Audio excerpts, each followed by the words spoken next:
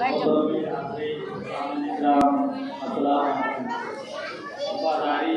से हो यही इस्लाम कहता है। वफादारी से हो यही इस्लाम कहता है।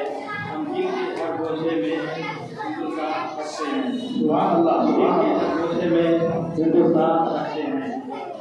मुझे आज इस मौजू पर तय करने का मौका मिला।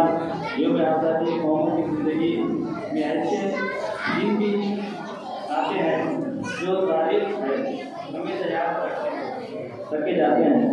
हमारे मुल्क जो है जो 15 अगस्त 1947 को आज़ाद हुआ, हमारे बुजुर्गों और बड़ों और बड़ी जदोजहद से जान कुर्बानी की, जिसमें मोहम्मद अली जौहर और मौलाना मदनी हकीम अब्दुल्ला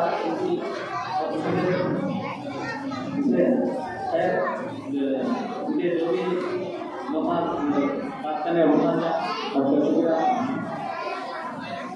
आपके सामने इंसानी कमेटी की मुशीर कमेटी